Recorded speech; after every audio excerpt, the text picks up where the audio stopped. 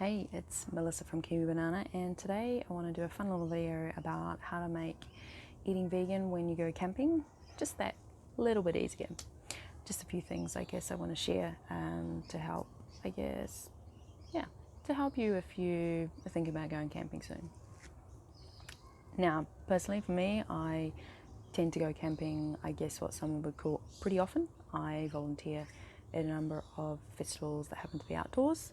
And I have a number of friends that run festivals or are involved in them in some way. And so I like going along to those sort of things. Now, I guess for me, I don't tend to buy food when I go to these events. Not to say that the food's not nice, and there's also plenty of vegan options usually. It's just more that I like to save myself a little bit of money and go and make my own, I guess. And it can be somewhat of a bonding experience when you get to make some food and share it with others too, which is pretty sweet and always, I guess, generally appreciated amongst friends and even people that you don't know. So there's a few things I guess you may want to consider, and the first one I wanted to touch on is space. In regards to, are you going to be in one place when you're going camping, or are you going to have to carry everything that you have and be walking? You could be hiking and whatnot. So those are two things you're going to have to consider. Another aspect is also, do you want to be doing cooking or do you not want to be doing any cooking? And those are things that you're going to have to consider as well. Obviously, with the no cooking, you're not going to need any cooking utensils. With the cooking, you're going to need to do that. So those two things are one aspect to think of.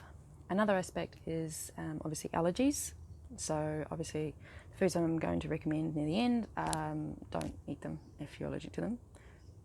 Common sense here, come on people. And another aspect is also plastic versus no plastic. Or I guess you could say packaging versus no packaging. So there's obviously foods that you can eat that you can obtain quite easily in no packaging. Which is great, and that is obviously the way that I guess a lot of us try and encourage each other to do. But I also understand that sometimes for some of you that is a little difficult, and you do end up getting goods in packaging. So with things like camping, I do find that people tend to probably eat more foods with packaging when they make their own food, just because of the whole keeping the food, I guess, in a reasonably good state can be a little difficult, but so those are two things of one aspect that you may want to think about. And also the last thing I want to touch on is you're going to have to think about obviously how long are you there and what kind of storage facilities do you have in regards to keeping your food. Some of you may amazingly have some nice vans that you have a fridge installed, and that is awesome, whereas some of you may just be in a tent, and if you're camping where it's really hot, those bananas are going to go brown pretty quickly. So next thing I want to touch on is obviously some ideas about what kind of foods you may want to consider to bring. So the first group I want to talk about is, I guess, foods that you probably don't have to cook while you're there to eat them. Obviously, fruit is a reasonably low waste and food that you generally don't need to cook. Not just your sweet fruits, but you can consider things like cucumbers, peppers, tomatoes, capsicums, all of that kind of stuff as well. And then obviously you can look at things like celery. I find carrots are pretty good. They're a pretty good vegetable. And leafy greens up to a certain point. Obviously they do start to wilter rather quickly depending on what they are. Quick oats, I find that you can just kind of leave some oats in a container with, or a bowl with a lid on it, with some water, or you could take some plant milk and kind of soak them for a little bit, and you can eat them.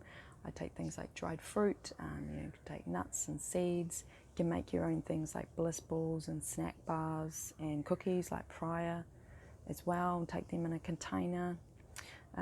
My drug of choice is chocolate. I find dark chocolate. I like dark chocolate, so if I can get anything that's kind of 90% and above, I find that can keep me dancing through the night if I want to. Bread, you could think about spreads like hummus and peanut butter, jam. I mean, I quite like some big those big vegetable dates like dipped in a glass jar of just like peanut butter that's just peanuts with could be a pinch of salt or have no salt in it, and that I quite like that as a it can be somewhat of a messy treat. I mean, you're going to need something like a fork to kind of like get the date back out of the jar of the peanut butter, but you can just get kind of inventive with those things. And you can take things like wraps and just like the flatbreads, and you could take things like crackers. So things like crackers obviously are a little bit harder unless you make them yourself to be able to get them without packaging.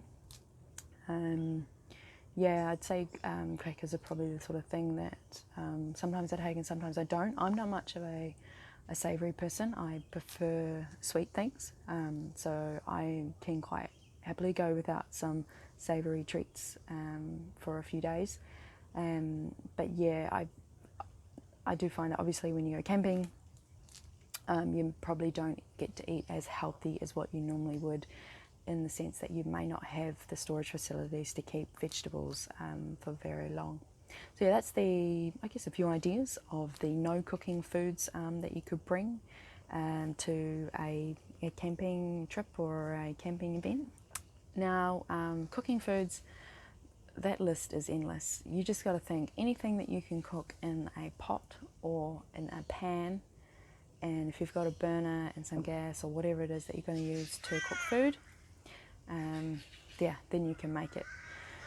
The greatest thing, obviously, about eating vegan and plant-based is that you're less likely to get food poisoning.